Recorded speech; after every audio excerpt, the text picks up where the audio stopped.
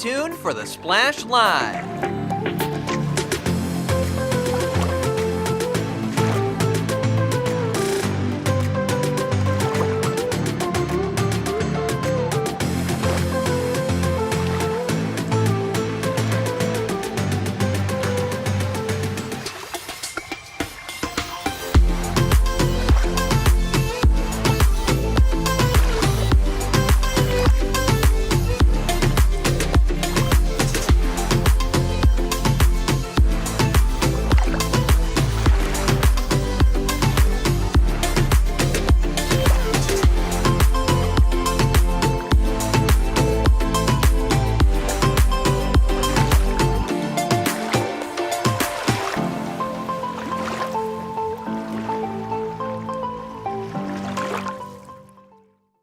It's time for the Splash Live from Civic Center TV, featuring stories from and about people like you in the Greater West Bloomfield area. Simulcast on cable, 89.3 Lakes FM, social media, and the web. Now live from Green Media Center on Walnut Lake Road, it's the Splash Live.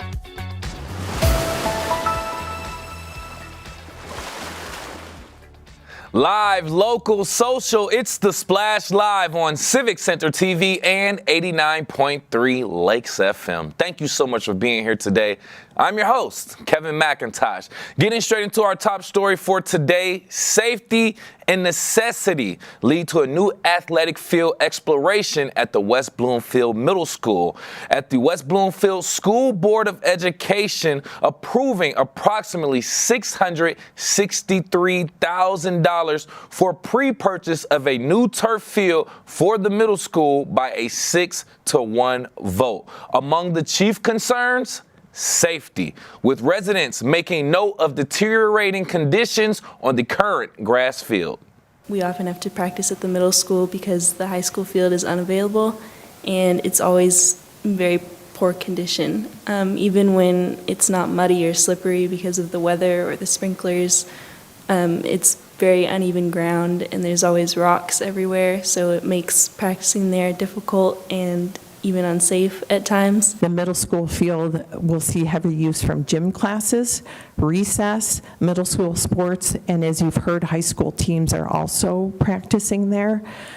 And I'm wondering if the district's maintenance budget would even come comparing to the standards of taking care of real grass. There's huge risks with leaving it the way it is. And I think that going with the original plan of having a turf field out there brings much less maintenance, much less costs. You don't have to hire somebody that's just soil responsible for always maintaining the field.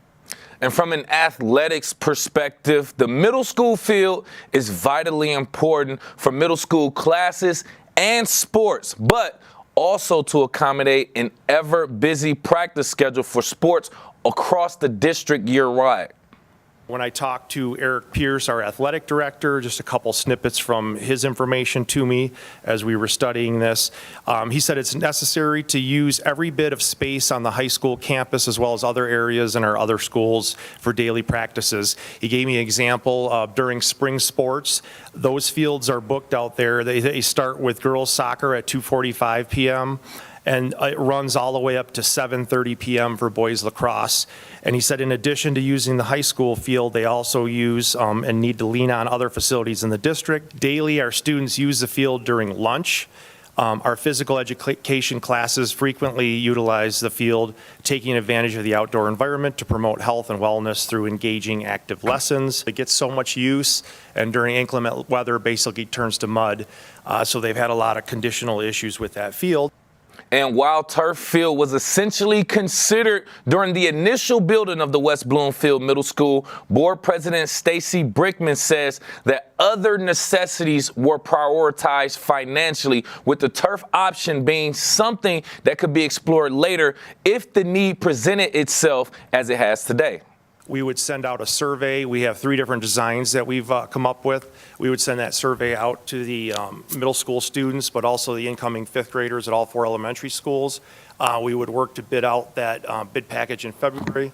And then we would, review the site work bids at our March 10th study session for a vote on the 17th of March. and we would plan to complete that work over the summer break. And there's some exciting news that also comes with it. Students will have an impact on the new look middle school field as well. We probably could have done it, but we were holding back a little bit. There was a little bit of worry because furniture, fixtures, and equipment were not purchased yet. That happened in 2020-21. We have a shortage of practice fields for our 30-something varsity sports that I think about 70% of our students participate in athletics, or 65. Knowing that our students should have an equitable playing field, whether they're at the high school or the middle school practice field, is very important to me personally. Plus, I think that the downtime of waiting for a field to heal before you can walk on it again, and then have 4 classes and a recess on it, you're not going to be able to use it after school. And once again, what you just heard was School Board President Stacy Brickman once again explaining that other necessities were prioritized financially over the turf field during the initial building of the West Bloomfield Middle School. There are still ways to go until everything is in place for this brand new turf field for West Bloomfield Middle School, with proposals on drainage and other keys to the design phase to come to the board in the few months ahead, with the initial timeline for completion of the field estimated to be over the summer of 2025. For more information on the new field, you can view the entire January school board meeting on demand on our website at civiccentertv.com. Holocaust Remembrance Day at Zeckelman Holocaust Center. It was actually earlier this week, and yesterday was International Holocaust Remembrance Day, and people from all across the area were able to understand the tragedy of the Holocaust thanks to a visit to the Zeckelman Holocaust Center. Our very own Jake Schaff has the story. With a recent rise in hate crimes, it's more important than ever before to look back and honor the lives that were lost due to anti-Semitism. Recently, the Zeckelman Holocaust Center celebrated International Holocaust Remembrance Day by inviting citizens inside with free admission and to have them observe the turmoil of events firsthand. I had the chance to speak with some of the visitors of this exhibit to hear their thoughts on everything and how these feelings can be attributed to today's climate. I found it very emotional. I'm of German descent. My family emigrated from Germany when it was still Prussia. And so we have ties there still. And I found it very emotional, very sad that the Holocaust is what it is. And I also found a lot of correlation with what's going on in our current political climate, things that have happened and are happening again. And we're already on the road, and a lot of the things have already happened, and I think on a day as important as today, it's important to be here and remember what happened before and how it happened. This is extremely powerful, and I don't know how these people are denying that this happened, so that's what strikes me most. And I'm like, every generation should preserve this, so make an effort to preserve this. So spread the word against hate and anti-Semitism or any kind of hate towards anyone. This is helpful in that it shows what can happen when people just stop caring or start succumbing to peer pressure in one way or another from their moral compass. So it's really an individual responsibility to keep your moral compass, or if it is wrong, to recognize it and try to always improve your, I think it's spiritual at its core, doesn't matter what religion you believe in, but that tolerance of all forms is necessary for freedom of all people. If we're no longer connecting to people who have been first generation going through it, it starts to feel like a story and not a reality. And it's harder to stay connected to it, and it's harder to fight against people who are telling you it didn't happen. So it's important for us to keep these stories alive and bring children through these exhibits and teach them and not take away the history and make sure that they know the history so that they can develop empathy and strength. Sometimes it's looking back on a very painful past that helps shine a light and create promise for a much brighter future. The center takes away that same feeling of hope and guidance as we look on to the years ahead. For Civic Center TV, I'm Jake Schaff. Thank you again for that story, Jake. As we continue to celebrate Holocaust Remembrance Day, and our hearts go out to the residents of Greater West Bloomfield who have been survivors of the Holocaust as well. Our hearts and prayers go out to them, and we want to thank Zekelman Center, Holocaust Center, for allowing us to share that story as well. The Chicken Soup Cook-Off has been an event in Greater West Bloomfield, and it's actually been a beloved event for 12 years, bringing the community together through food, fun, and charity. Now, this year's event, proceeds from the event will benefit charities like the Detroit Dog Rescue, Metro Food Rescue, scholarships, and programming demonstrating commitment to philanthropy. So to give out more details in regards to this event, joining me live on the splash from Temple Shir Shalom, we have Rabbi Daniel Schwartz. Thank you for being here, Rabbi. Thanks, Kevin. Great to be with you. Thanks for having us on. We appreciate this first and foremost. Let's just start with the details of this event, the who, what, where, when, how of this event for people who are listening and watching now. Great. This is the 12th annual Chicken Soup Cook-Off that Temple Shir Shalom has put on. It is going to be this Sunday, February 2nd, from 12:30 to 2 p.m. at Temple Shir Shalom. It is open to the community. It's an event that we expect hundreds of people to come in and to taste 24 different chicken soups, from matzo ball soups to chicken noodle soups to contemporary creative soups, and all, as you shared before, will help benefit a number of different organizations, Detroit Dog Rescue, Temple Shir Shalom, Metro Food Rescue, and others as well. And there's an auction that we have, a silent auction, on a lot of great prizes, door prizes to be able to win as well, and a lot of caterers, markets, restaurants in our area that are going to be a part of this. Ooh, okay, nice. You said over, if I'm not mistaken, over 2 dozen or just about 2 dozen different chicken soup recipes. Had no idea there could be so many. And this is chicken soup season, by the way. So I want to kind of get into, we're talking about the 12th annual here. So let's just go into the history of it, if you don't mind. What kind of started this annual event first and foremost, and how has it evolved over the 12 years?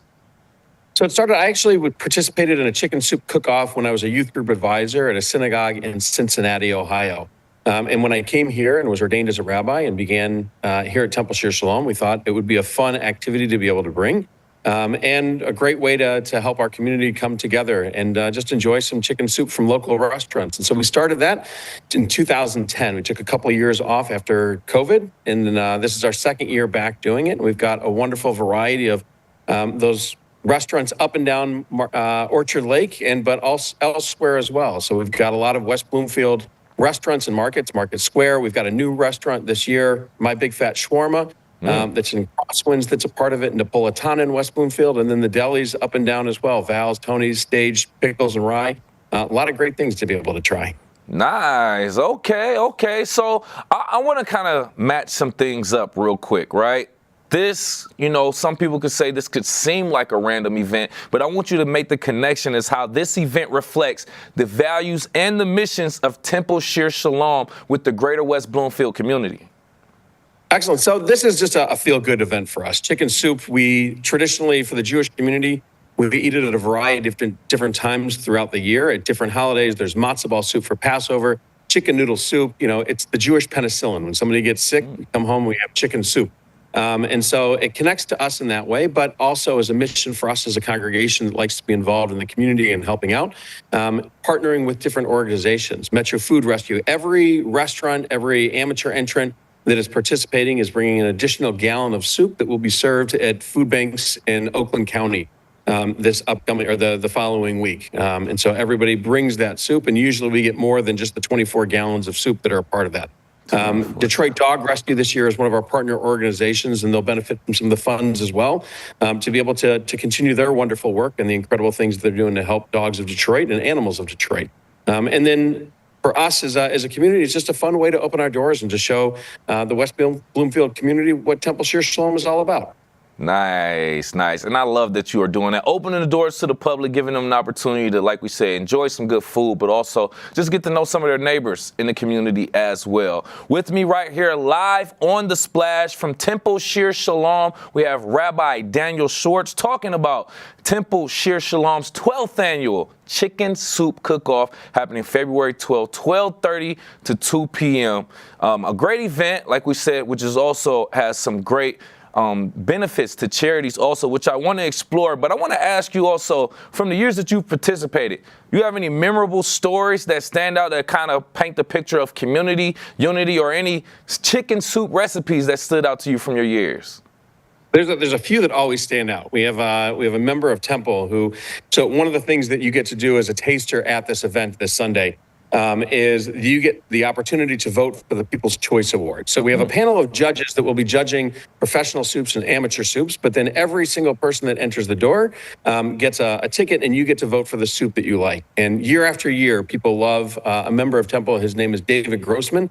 They love his chicken matzo ball soup that he brings in. And we have a big trophy that's getting engraved right now again with his name on it from previous years, but he was our past winner for that. Memorable soups, we had a year where there was a studio that entered a vegan chicken soup, and that was definitely a memorable soup to be able to enjoy and for people to try. But then there's the regular soups that are always there that are always delicious too. Ooh, I'm just thinking about once you start getting into the rhythm of eating something, and I call it chicken soup for the soul. That's what I'm kind of getting with. It makes that connection, so I love that. But once you get in there, you start trying different chicken noodle soups. I imagine like it just gets better and better, and I just imagine it's just a great event. I'm so happy that you all are doing this. I'm getting hungry. I want to connect our charitable event of the charitable portion of the event, I should say. How do the proceeds from this event directly impact these organizations like the Detroit Dog Rescue or Metro Food Rescue? So each organization gets a portion of the proceeds, and they can use it in whatever the way they want. It's a donation to them to be able to have. And so Detroit Dog Rescue, for example, they'll use it, I imagine, to help the animals and rescue more dogs and take care of them in our community. Metro Food Rescue will be able to continue to do the wonderful work they're doing, rescuing food from different places and helping provide, I think it's over 20 different food banks in Oakland County that they're providing food for.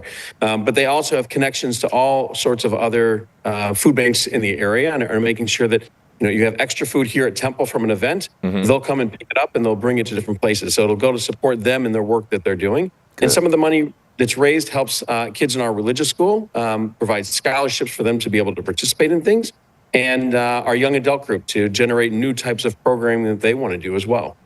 So even if chicken soup is the draw, the charitable benefit should be the stay ultimately, because that's a great thing that we like to see right there. Now I want to pick your brain in regards to some of these local businesses that I'm seeing on this flyer.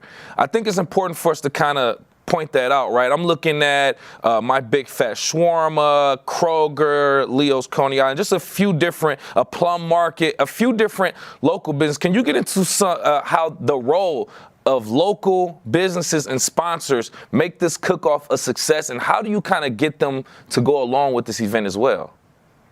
So we have two co-chairs every year. This year, our wonderful co-chairs are Ashley Sefferman and Debbie Lippett, members of our community that are out there, and they go out to different restaurants starting in November, trying to recruit to see if people want to be a part of it. And it's an easy sell for a lot of the restaurants. They get to get out their soup in front of hundreds of people, and they know that they're doing great work in the community as well. So, this year, one of our new restaurants, as you mentioned, in West Bloomfield, My Big Fat Shawarma, Laith, the owner, super excited to be a part of it, and excited to get his restaurant out and as a new shop in town to be able to share their delicious soups with people. And we have people like Napolitana. Tony at Napolitana has been doing this for years and just sees the benefit of helping the community and being a part of it as well. He's, I think, often closed before we start the cook-off on Sundays, but comes in early that day to be able to prepare it and make sure that it's ready for us, and always excited to be a part of that as well. So I think a lot of times the business owners see the benefit to the community and helping out, and like to be out there supporting the community. I love just seeing different organizations businesses come together. And I always highlight that right here on The Splash, how different events are made possible for the greater good of the community by organizations coming together. With me right here live on The Splash from Temple Shir Shalom, we have Rabbi Daniel Schwartz talking about Temple Shir Shalom's 12th annual Chicken Soup Cook-Off coming up February 2nd. Just a few more questions before we let you go, essentially. Besides full stomachs, what do you hope attendees take away from this event?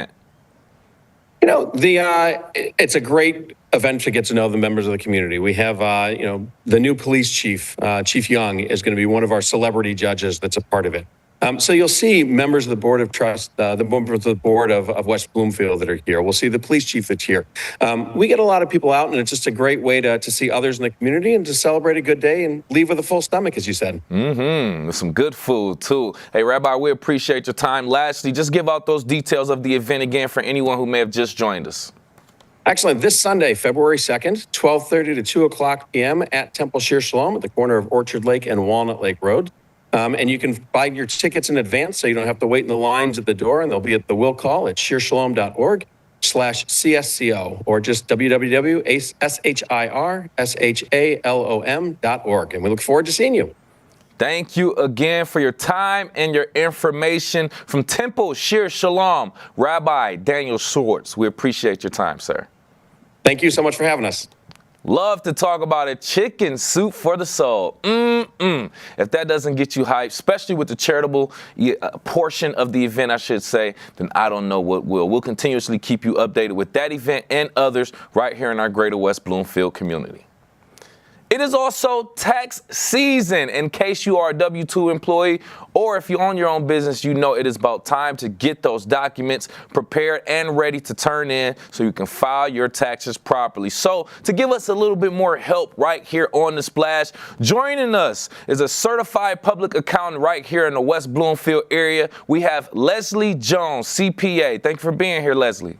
No problem. How are you? I'm doing just fine. Thank you for asking first and foremost. Now, like I mentioned, I have a little bit of research, some notes here, but I don't even want to give out misinformation, which is why I have you here. I want to start off by talking about the differences. Now, there's mistakes that people make, and then there's trends and challenges that people face when filing their taxes. Let's start with the challenges and trends. Are there any unique challenges or trends that you've observed in tax preparation, specifically from residents of West Bloomfield?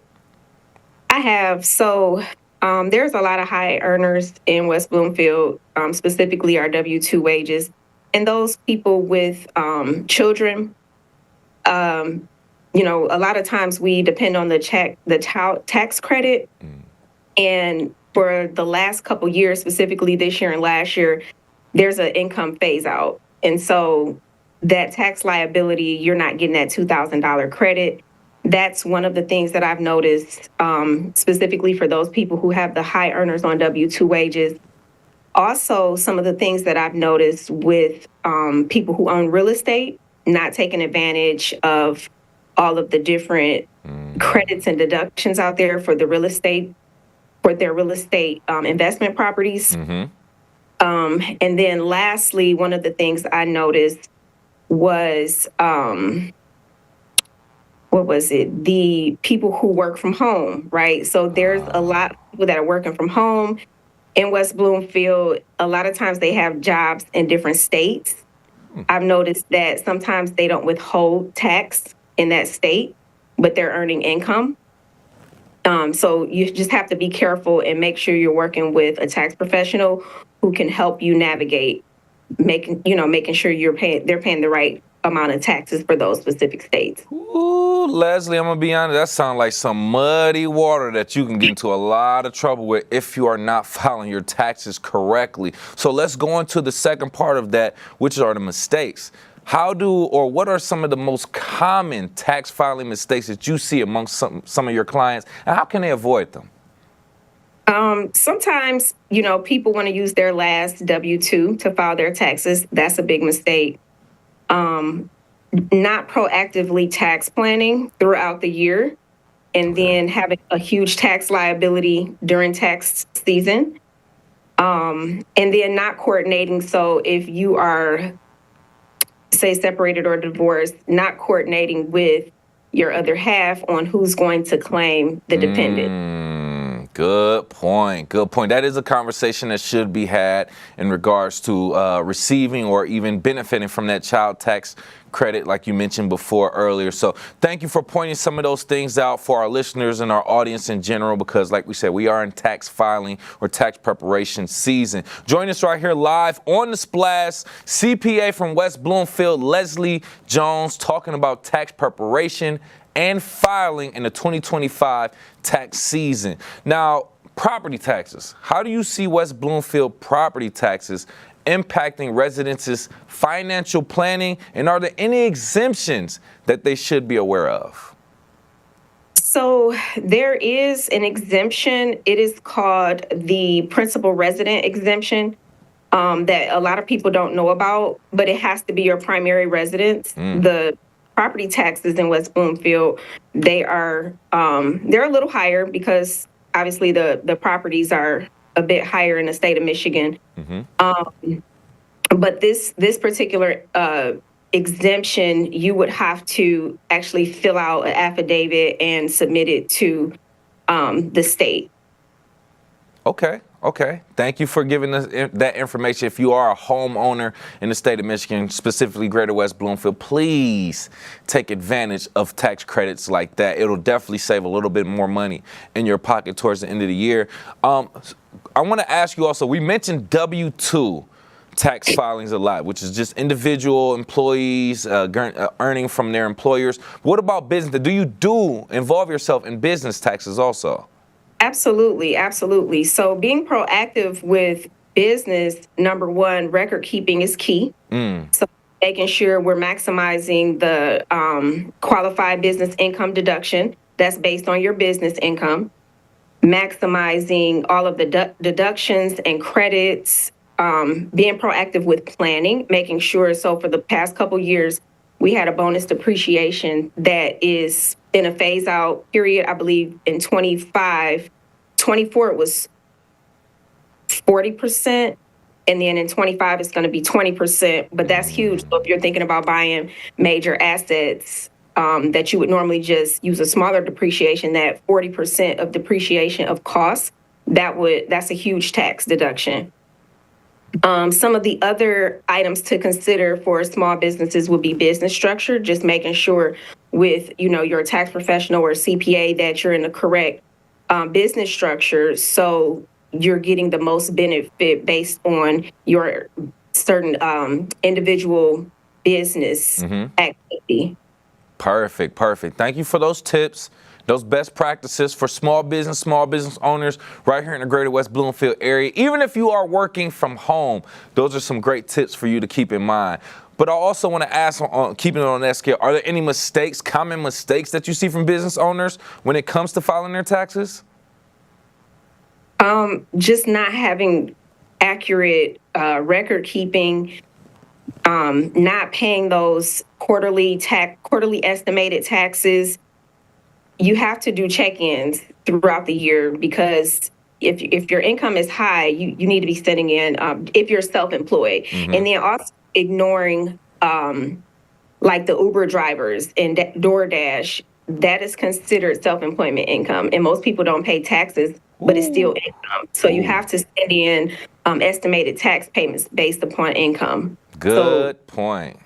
That's a huge common mistake that I've seen. Oh my goodness! Wow, great point right there. I know a few friends who have drove DoorDash or Uber Eats or Uber or Lyft, and I don't ask whether or not they file those taxes, but that is something that people should keep in mind, because they don't take taxes out when you are driving DoorDash or Uber Eats. So it's literally your responsibility as an independent contractor to make sure you do file those taxes at the end of the year, and we appreciate that information. Once again, join us live on The Splash. Certified Public Accountant, CPA from West Bloomfield, Leslie Jones, talking about tax filing preparation and best tips and practices as well. There have been a few different changes and updates when it comes to federal and state tax laws. Are there any recent changes from the federal or state tax laws that might affect our Greater West Bloomfield residents? So from a federal perspective, you have the standard deduction that's increased, but that's favorable. So that's a good thing. One of the major things that I've saw that I know would specifically affect West Bloomfield residents is to keep in mind of the estate and gift tax. There is a $12 million exemption. It's a lifetime exemption. 2025 is the last year that you can take advantage of that. And then it's going to drop significantly to about $5 million starting in 2026. So I would say that would more so affect for this particular year to consider in your tax planning when you're looking at 2025 taxes for next year. Seems like 2025 seems to be a very impactful year when it comes to taxes, tax filing, and preparation. And we appreciate you for giving out that information. Don't want to hold you up too much longer, but just lastly, any additional information, advice, practices, tips, or even strategies you would recommend for some of the high income earners in West Bloomfield, or even just earners in general? Tax planning. Tax planning is key. Do not wait until tax season to start looking at your taxes. Tax professional, work with a financial advisor or a wealth advisor. Build a team, and that way you can protect your assets and your income from paying high taxes. Listen, I literally couldn't have said it any better. With you being the expert and the professional is so much value to what you say. Once again, we want to thank you for all the information that you gave to us here today on our platform. And CPA, Certified Public Accountant from West Bloomfield, Leslie Jones, we want to thank you again for your time. Thank you for having me. Thank you again for a lot of key information as we are all in tax season and doing our best to prepare our documentation so that we file before the deadline. Great information. Once again, we'll continuously keep you updated on essential information like that. And we also will be talking about local businesses and how they could be affected by some national changes. We'll get into that and so much more. That's coming up. We are live, local, social. It's The Splash Live on Civic Center TV and 89.3 Lakes FM. We'll be right back with The Splash Live. Want to enjoy Civic Center TV on your social media? Find us on Instagram at Civic Center TV. Get notified when we upload one of our interviews, full episodes, and more. Thank you for watching and listening to Civic Center TV and 89.3 Lakes FM. I'm Gina Gregory, president of the Greater West Bloomfield Historical Society. I'm excited that Civic Center TV has reached 1 million views on YouTube. Congratulations. That's just terrific. We appreciate everything Civic Center does for the Greater West Bloomfield Historical Society and the community. For us, they promote and highlight our events. It's awesome to have them available 24/7 on YouTube. I'm Gina Gregory and proud to be one in a million.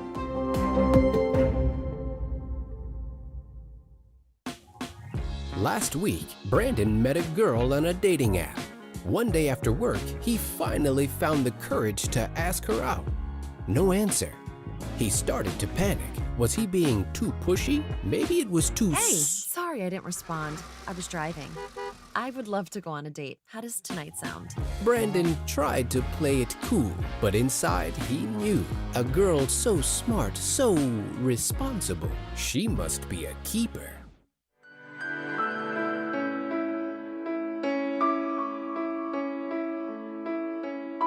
What people are watching in Sylvan Lake, Civic Center TV, and 89.3 Lakes FM.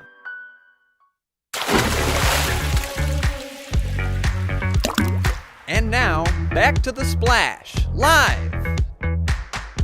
Live, local, social. It's The Splash Live on Civic Center TV and 89.3 Lakes FM. Thank you so much for being here. I'm your host, Kevin McIntosh. Small businesses are extremely vital to our Greater West Bloomfield community. Not only do they provide money to circulate within our local economy, they provide jobs to our local residents as well. And how has some of the national news, market changes, and trends affected some of our local businesses? Joining me right here live on The Splash is the West Bloomfield business consultant representing Oakland Thrive. To answer some of those questions, we have Jamar Bray on the show. Thank you for being here, Jamar. Thank you, Kevin. I appreciate it. I'm happy to be here, so I'm ready. I want to flow through just a couple national topics and subjects that are kind of floating around, affecting everyone. First and foremost, inflation. How, from your perspective, how is local inflation impacting some of our small businesses right here in the Greater West Bloomfield area? Yeah, I mean, you think about it with inflation, they have to, of course, increase their rates of, even when you go into the restaurants or, you go and grab a plate of eggs, that used to be $2 and now it's $4 or $5. And it's not because they want to, tax their consumers or they want to make sure that their customers are getting price gouged. It's just the way, things are right now. And they have to make ends meet and they have to make sure that, they are also keeping their business open. So, inflation is very real. It's very real for a lot of our business owners because of the simple fact that they don't want to come off as a very expensive restaurant or a very expensive clothing store or retail, whatever you want, whatever your business is. They don't want to come off as, being too price dedicated. It's just the way things are right now. So a lot of times with to how to kind of mitigate those things, sometimes you have to negotiate. You have to negotiate with your supplier. You may have to go, over somewhere to another supplier and say, hey, this is the price that I'm getting. Can I get this for wholesale? I've been in business for 10 years and I can't keep, price gouging my consumers. So a lot of times you have to negotiate with the supplier and hopefully you can get those resources at a reasonable cost so you can keep costs down for your consumers.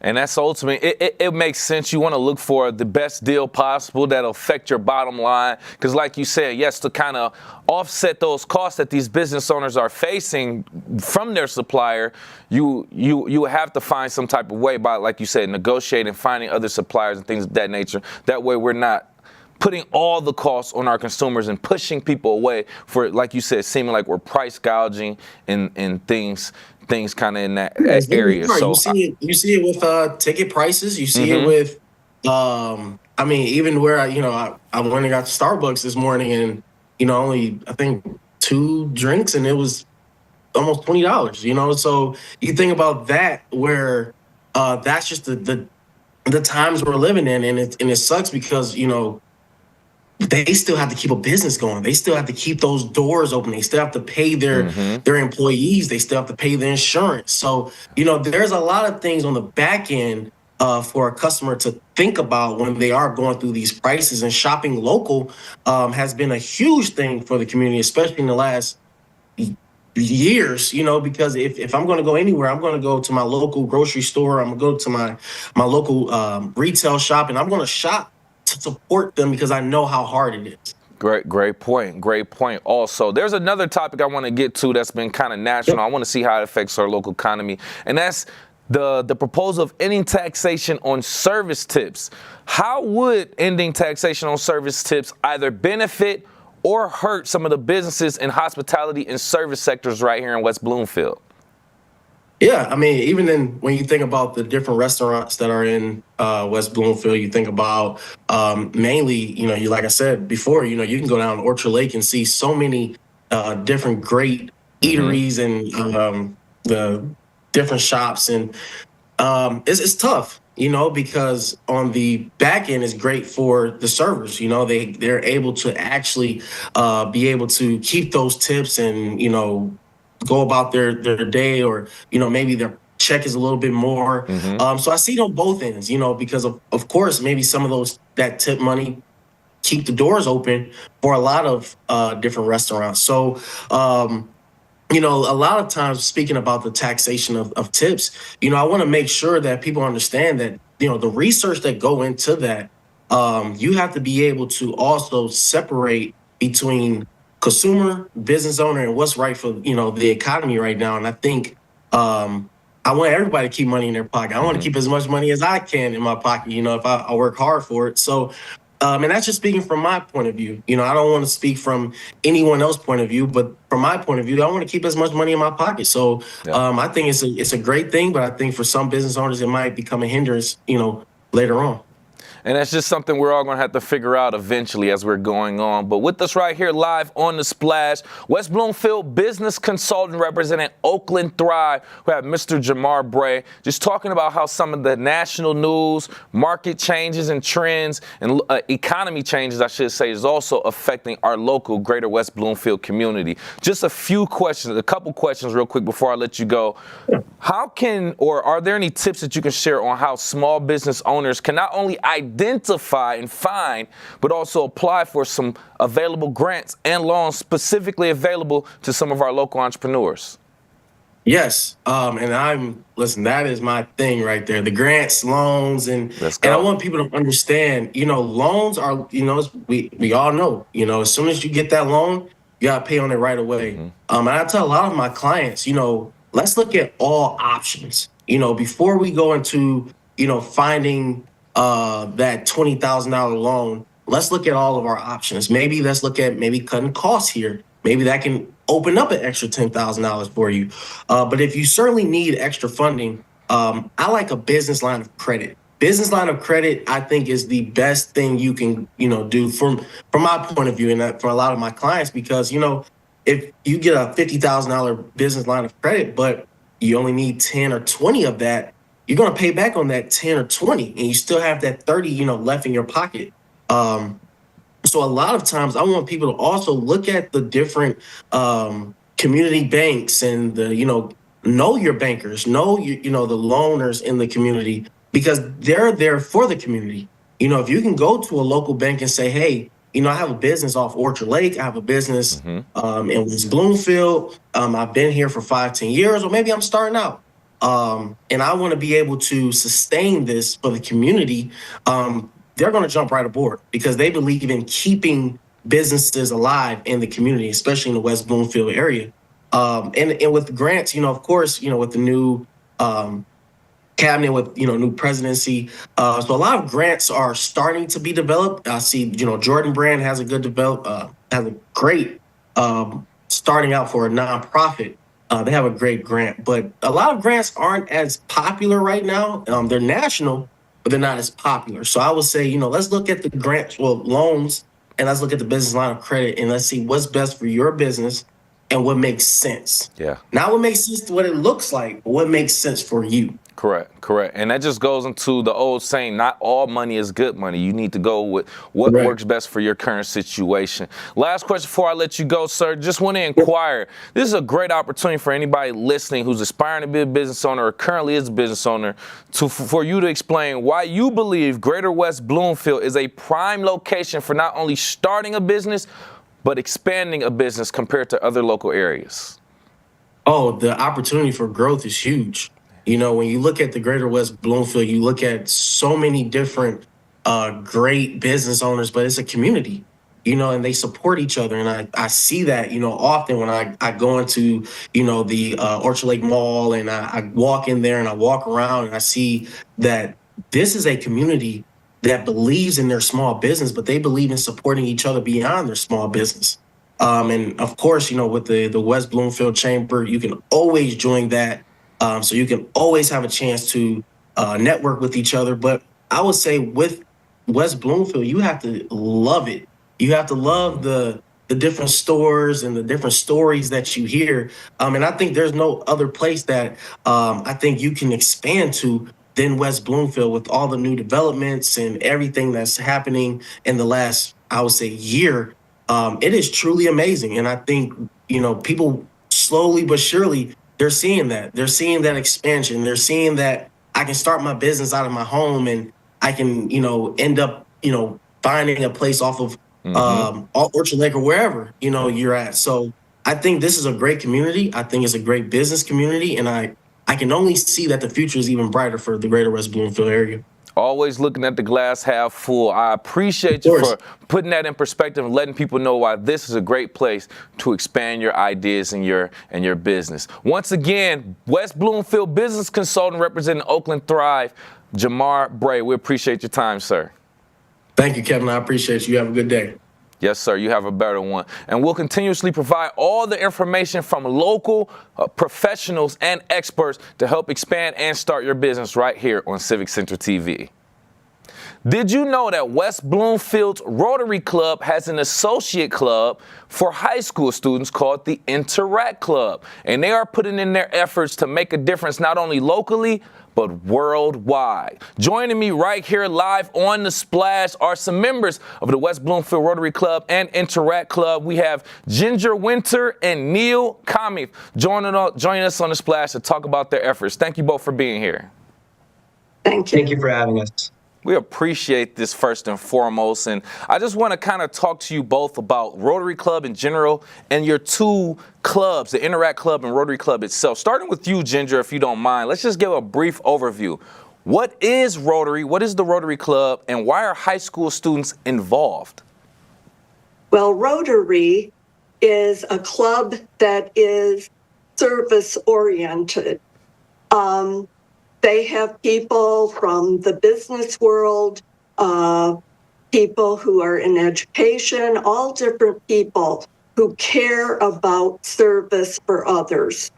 And Rotary is the adult club, but we also have Rotaract in a lot of the universities, such as University of Michigan, Oakland University. They have a club called Rotaract. Rotaract many times will take trips where they'll go to places like Haiti.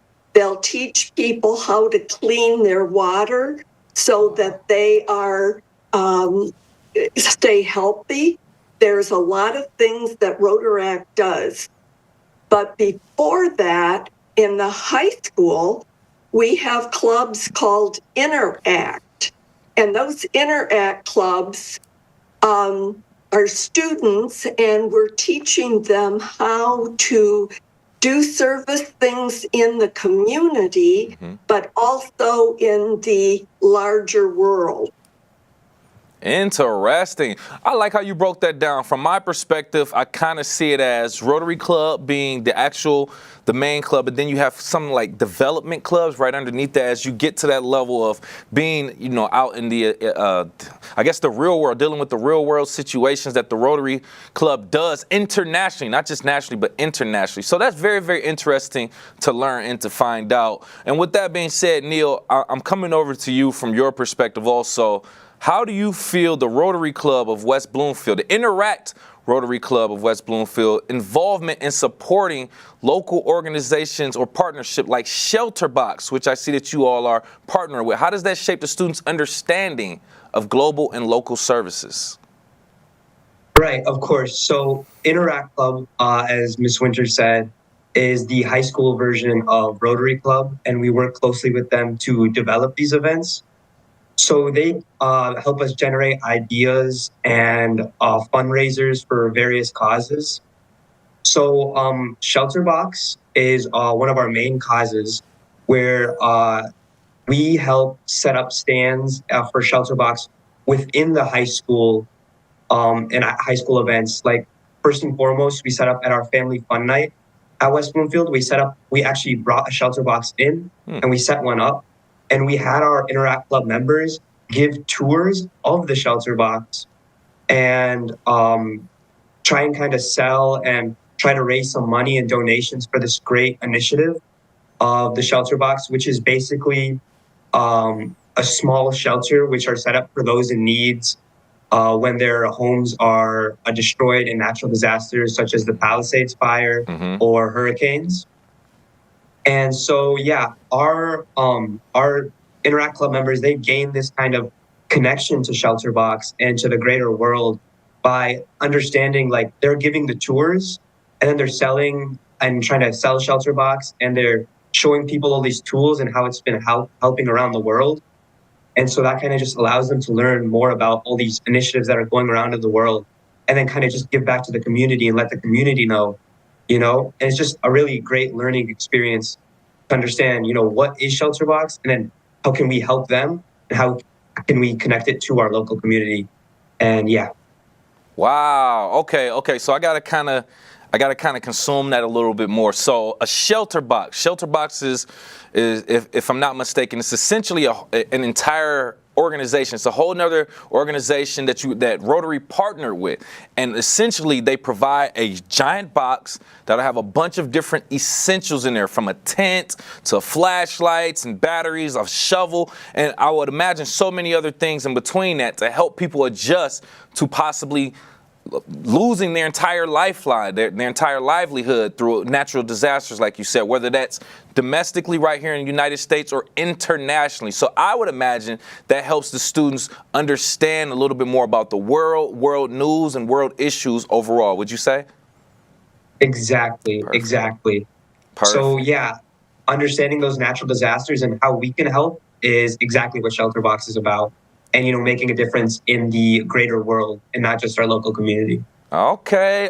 So now we're starting to get to the meat and bones of it. I want to break this down a little bit more. Ginger, with you now, because I want to talk about that shelter box a little bit more. It seems like there's a lot of different essential pieces and parts that go into these shelter boxes, and they're getting shipped off everywhere. So I imagine there's some sort of financial responsibility tied to this also. In what ways can the Greater West Bloomfield community actually help fund or build these shelter boxes, or even just help the Rotary Interact Club in general?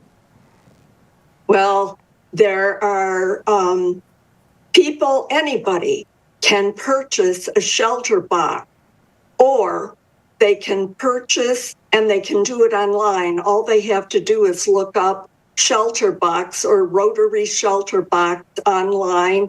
It'll come up. And there's different kits that they can purchase. Our Interact kids are purchasing $1,000 of a total shelter box. But there are areas that have smaller kits, like for $100 or whatever, depending on, is it a flood, is it tornado, is it a war, what is going on, and then the people that run the shelter box company in London decide what the needs are, and then they send that to the area that's afflicted. And at that time, the Rotary Club steps in and delivers these shelter boxes to people in need. Nice. I love how that works. It's a system. It's a collaborative effort also, like we said, and with it being essentially two international clubs and organizations that are doing things to help people everywhere. But I love how we have that tie right here in West Bloomfield. So thank you for providing that insight. And with this right here live on the Splash, by the way, we have a member of the West Bloomfield Rotary Club, Ginger Winter, as well as member of the West Bloomfield High School Student Rotary Interact Club, Neil Common, talking about shelter boxes, their partnership with shelter boxes, and what we can do right here in Greater West Bloomfield to help support people in need with those shelter boxes as well. Ginger, kind of going back to you, I want you to expound on a little bit of this global issue with the local tie that we have. How does Rotary's partnership with Shelterbox specifically strengthen those ties between our local club here and then the international relief efforts? Well, the shelter box idea was started by a man in Rotary. And then they collaborated with this company that makes the shelter boxes. There's 7 different places where they're deployed close to where the emergency is, be fires or tornadoes or whatever it is. And we are letting our West Bloomfield people know about this, because as we have more problems with many different things going wrong with our climate, we need more and more of these. And so you, as a person listening today, you can write a check and it will go to our Rotary treasurer. And I'm going to put up a sign with the information on so you can copy it down so you can help with this ongoing effort that we are making. This is the sign where you can write a check to West Bloomfield Area Rotary Foundation. Mm-hmm. And it's 3994 Fieldview Avenue, West Bloomfield, Michigan, 48324. And on that check, where it says meant, you can put shelter box in the memo. Yes. No, perfect. And it's an opportunity for our viewers and our listeners. If you're listening on 89.3 Lakes FM, she just held up a sign. Essentially, if you are looking to donate, you will go to the West Bloomfield Area Rotary Foundation, that address 3994 Fieldview Avenue in West Bloomfield. And if you are writing a check, make sure you put in the memo shelter box. That is one way that you can help donate to the efforts of West Bloomfield Rotary Club and Interact Club with their shelter boxes. Thank you for providing that visual and that information as well, Ginger. So Neil, on the student side of things, asking you and inquiring about you, with this specific shelter box initiative and campaign, what skills or values do you believe or have you personally gained by participating in this fundraising and awareness campaign? Right, of course. So with any fundraiser or campaign, and especially with the shelter box, we've learned to work with a variety of people and various groups like our Rotary Club and the shelter box to set up events. And of course, we've been running these events at various, like the middle school and the high school. So we've had to interact with the administration. So I definitely think gaining a lot of people and communication skills is a personal skill I've gained. And definitely just organization as well. Making sure you have enough volunteers, making sure there are enough activities to be done at our stands so that people are interested in Rotary Club and Interact Club and donating to the shelter box. So communication skills, organizational skills, and finally, just like being able to convince and sell is an important thing. And you really have to make people believe that they can make a difference because, you know, we believe in this cause so much and that they should believe in it too. So that ability to sell and just make that belief that they can make a difference is just an important skill that we've gained as well. Nice. And, you know, setting up these events, like there's just so much that goes into it, just like all that logistical skills you can gain. I think it's just been a great experience for all of us at the club to run these events. Neil, I have to ask you this just for clarification, perspective purposes. I have to ask you, what initially made you gain interest in the West Bloomfield Rotary Interact Club? I want you to use this moment as a time of reflection as to why you joined, but also use it as a moment to sell to others who may have never heard of Interact or may be interested in joining. Of course, that's great. So I originally joined Interact because I heard about it, and I had so much free time on my hands early in my high school days that I wanted to make a difference, and I wanted to volunteer. And, you know, there's always a lot of one-off volunteering events that happen around school that you can do with NHS and NJHS. And I wanted to be making a consistent difference, you know, every single month, being involved in various events. And I wanted to be doing it with people I knew, like that were around my high school and my friends. And I saw Interact Club and I just thought that's perfect for me. I can make a consistent difference. I can be with people I know and have a lot of fun at all of these events. So that's why I joined personally. Now, going on to why I think other people should join. So of course, we offer volunteer hours for all those who need it. But I think a bigger thing, me personally, is that we're allowing a lot of young people to make a difference in their local community, which I don't think a lot of people get that opportunity a lot. And you actually get that, you can make that difference in a variety of ways, because we've been partnering with so many different organizations like the Haven Shelter and Hospitality House. And these are all various local community initiatives. And that's just like a great opportunity for anyone who's in the high school. I think that's really a big reason why you should join Interact. Yeah, you can be with your friends, you can gain volunteer hours, but you can also gain valuable connections and make just a great difference in your high school, your local community, and, you know, with the shelter box, even the world. Oh my God, Neil.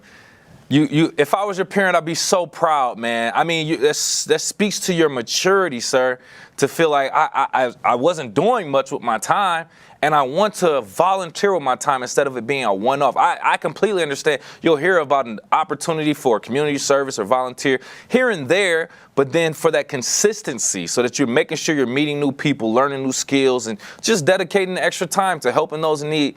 I love that, especially in a student like yourself, so young. So kudos to you and your parents and your entire village for raising you with that ideology.